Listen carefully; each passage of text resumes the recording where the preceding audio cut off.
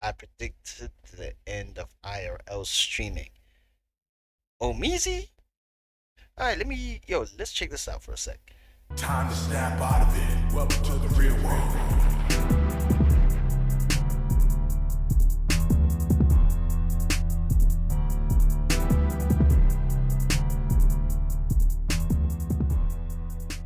Boom that would most certainly build a bunch of content creators' careers off of its shenanigans, nonsense, and tomfoolery, but also birthed some of the worst, and I do mean worst, content creators out there on the planet. I made a prediction 5 months ago that streaming would get back to its natural roots. Desktop, chat, gaming, creators just hanging out and growing a community from the comfort of their desktops. And it seems as though Right. some of the biggest creators in the game are doing just that. But streaming isn't going backwards. Creators have taken their Yeah, years hold of on. experience creating the biggest and most massive events IRL and bringing all of that newfound knowledge back to their desktop where it all started. And I think that there's a reason why, and I believe that this is way more sustainable than any sort of IRL content creator could have ever imagined. If you're new to this and Honestly, bro, okay, based from the points that you said, dude, IRL is expensive, dog. IRL is expensive to produce. It really, if you can do IRL shit, right? It's not wholesome, dude. We all know that it's all staged. IRL has begun to look fake, so now we've managed to bring a scripted life into the real world, right? And dude, these guys got budgets on budgets for that shit. In which I think it's become so overwhelming that even viewers know that half the stuff is arranged. I mean, I was watching the Shade Frosts and Wu Lady stream, right? Where they did the whole Norbert gag and they were just interacting. They literally played it out script for script. Not script for script necessarily, right? But I mean, like, it was just a simulation, dog. And it was just like a streaming activity for them. It wasn't real. I just knew that I'm like, yeah, the whole thing was all part of the storyline. And I just thought, dude, it doesn't take that much effort to produce an IRL stream. Like, what? haven't already, please hit that subscribe button. It's gonna go a long way for the channel. The train to 200K is right there. Are you gonna get on? Or are you gonna not I get hope on? you Are you make the gonna play 200K around? on me, If so you're you gonna play dope. around, you can go ahead and just walk away. Walk away right now. Now, back into the video. iShowSpeed is one of the biggest streamers and content creators in the world, and he didn't do that by sitting at a desktop. In fact, he did the opposite. He picked up his camera, put on a backpack, and decided that he was going to go around the world and cultivate an audience that would love him from this hemisphere to that hemisphere. He went to sporting events, he ran through different cities, he met a bunch, and I do mean a bunch of celebrities along the way. And while he did create some chaos along his journey, he also spread his global influence. Similar to Kai Cenat, he's had his similar escalation in his own way, whether it be the celebrity streams, whether it be the mafia-thons, whether it be the streamer universities. Kai Cenat has put on arguably the hugest Yeah, but Kai's budgets were insane, right? Like, he started from his house, right? He started streaming from there. He invited celebrities to get on there. That was when streaming was on the low. And then he started doing some IRL shit. And then he just got a lot of people involved. And then the budgets just got bigger and bigger with more influence. And the more his status grew. productions in the streaming industry. Just last month, Stream University generated 56.79 million hours watched across its broadcast and peaked at 1.45 million viewers. And once I heard that the two were doing a collaboration slash joint stream, I just knew that there was going to be some sort of big and huge endeavor attached to it. Think about it. iShowSpeed just came out of his World Cup tour where he was going around for these different cities, seeing all of these different games, spreading his international influence even while he was in the States. And Kai Cenat just came off of Stream University, the biggest streaming event of the year. But boy, did it come to my surprise in the initial that it didn't require all that production. It just required two guys, two computers, two cameras, their chats, and like an 8-bit Minecraft game. But we still have to beat every boss on hardcore. Exactly. Once it gets to the 10-day period, everything starts over. Even if we already did kill the boss. A Minecraft stream. That doesn't align with anything that these two have been doing recently. I mean, there's nothing inherently big about Minecraft. Granted, the stakes were high. The behind the scenes, and by behind the scenes, I mean like background production, did look good. It did look beautiful. But an 8-bit Yeah, like, it's like, I can trust the set budget. You know what I mean? Like, you ain't gonna find that here. Unless I got, like, just green screen and I just green screen it out, bro. Like, for reals. two of the biggest streamers in the world would be a backward step in production. But I'm not gonna lie, for all 121 hours that these two played, it was some of the most entertaining content that I have seen in a long time. Yeah, like the last time I saw something entertaining was, I was watching this one streamer Dins, and he was doing Chain Together, bro, and he was playing it with his friends. It took him like what, close to 5 to 8 days to finish that game. So every day was just drama, bro. It was just drama. As soon as they make some progress, they bail, they hate on each other, they say the most hurtful shit. It's a whole dramatic thing. Some people want to give up. Some people, it was like, and this is all just on the video game and shit, bro. So you can create like a whole movie just doing IRL, just doing desktop streams for real. If you actually play the right game and have the right crew. Oh my god! Say what lie we did that, bro. I'm doing that, bro. My mama's doing that. But this is what we meant 5 months ago on this channel when we said that streamers will return back to their desktop. It's not because IRL is no longer working, because it clearly is still working. And that does come with the asterisk that we'll get into a little bit later. But if you look at some of the biggest content creators in the space right now, I'm seeing this trend that is going on. And a lot of them are sitting back in front of their desktops. Look at Senna, who has turned her home desktop into this base as she prepares for a month-long streaming saga. Hell, streamers Your Rage and Extra Emily sat down for an elite Call of Duty session that lasted like a week. It was something long, but it was something entertaining as well. Pause. And then you have the traditional desktop streamers that are still proving that there's some viability to desktop streaming as a whole. Streamer Jinxie has been building some of the biggest creator events, all while never leaving the comfort of his seat. And it's yielding good results. I've been streaming since 2019. I've never in my life seen 7,000 subs in like 8 minutes. I broke my record by a mile. Breaking a record without having to spend hundreds of thousands of dollars on big budget productions and going out there being annoying to the unsuspecting is a big deal. That's no shade to anybody, but Like, also, IRL then changed into something. It just became jackass. It just became jackass. People just were pulling stunts, pranks, and just being all out menaces to society. Well, I mean, that's just one side of it, right?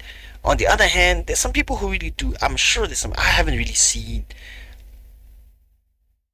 IRL streamers. I don't tune in that much to IRL streamers. I tune into gamers, man. Like, I'm already tired of the real world, bro. Take me to something virtual and show me how you can clock it. You know what I mean?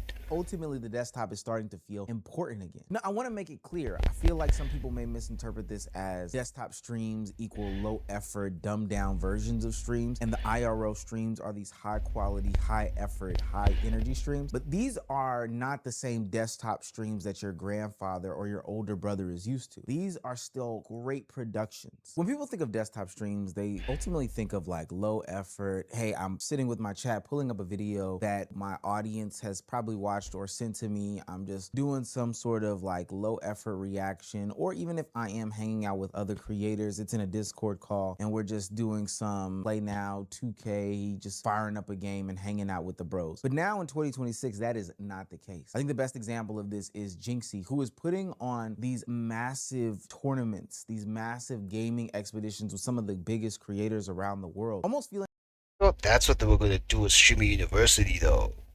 Like, I thought that's what they were gonna do with Streaming University. I thought, like, the guys who were desktop streaming at Streaming University, I thought they were gonna come together, create some tournament to help involve their fans, to help cross-pollinate and just share subscribers, bro. But it's good to see that they're doing it post. I think they learned their lesson and they figured. I can see Jinxie's actually obviously learned about that and figured, okay, you know what, cool, bro, let's do it.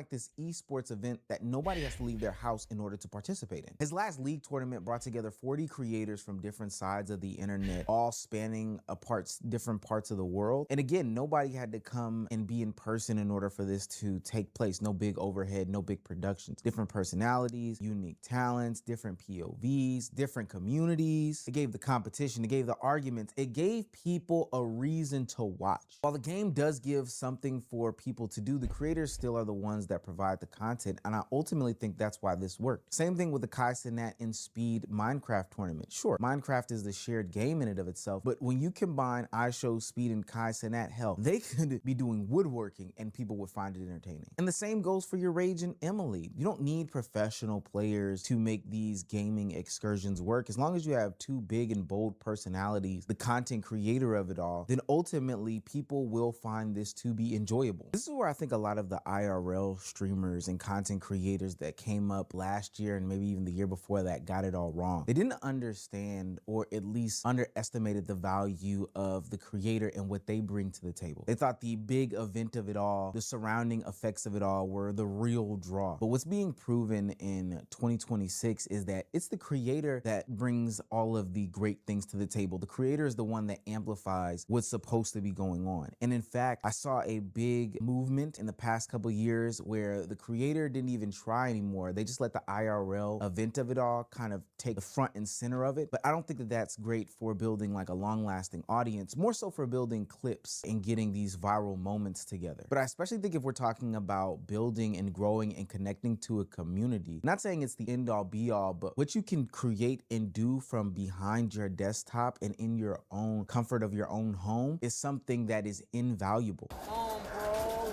Come on, Em.